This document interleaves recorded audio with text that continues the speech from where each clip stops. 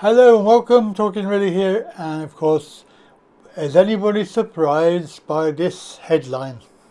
Because when I saw it, I thought, nah, it's true, because we already knew the answer, that any sort of reform of any benefits is unlikely to save any money. We've already seen that with DLA.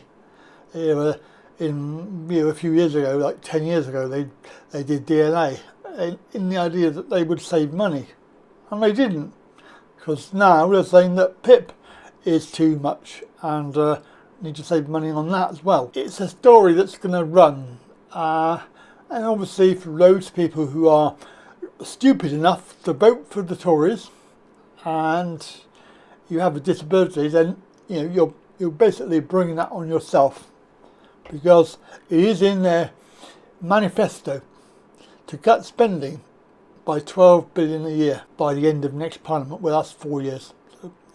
So if they get in, beware. And obviously if you vote for them, you are just encouraging them to do this.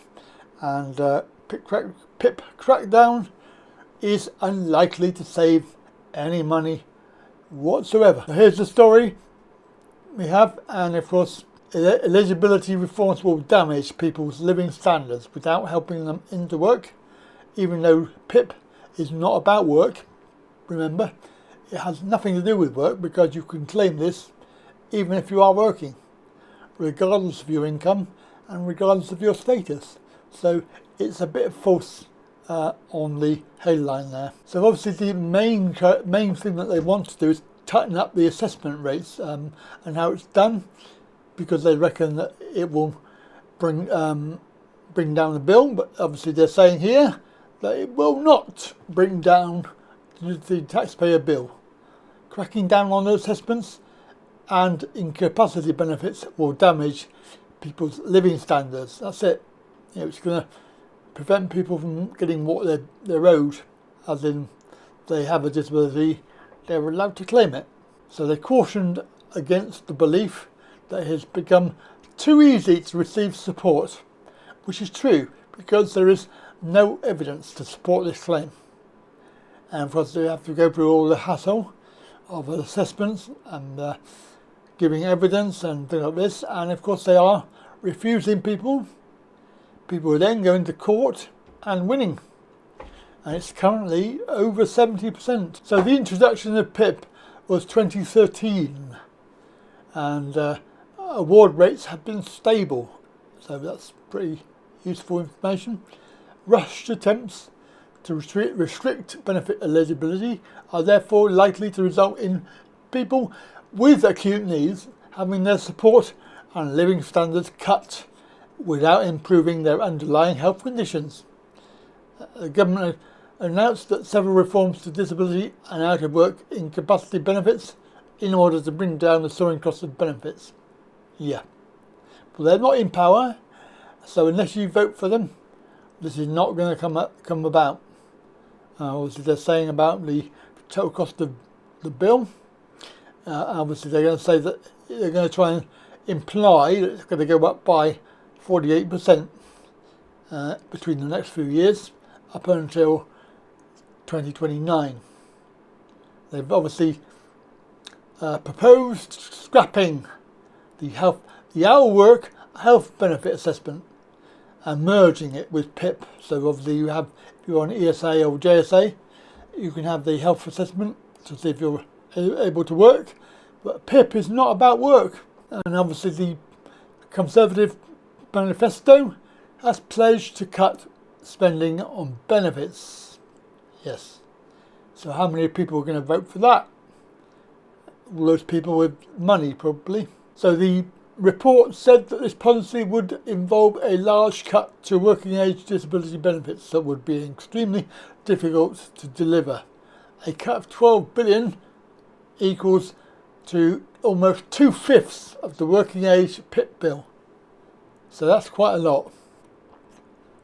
And also 12 billion compared to what they've wasted in the last 4 years is a small drop in the ocean. And obviously the Tories said that before the election They wanted to help people back into work. But obviously this is not about work. It's about healthcare and disablement. But they are implying that people with mental health issues who are applying for PIP are the ones that they're going to be trying to target and get back into work, because they see them as the easy target. Obviously the idea here is that the health-related benefit spending has increased because as people get older, sicker, and of course experience more disability, we can name that in the last 4 years with a certain experimental medical treatment that people took, and is now causing them hassle with their health, and they're having to sign on to PIP for help. Some people have no choice. The rise in spending is driven by an ageing population, and the biggest pressure is a rise in the number of claimants.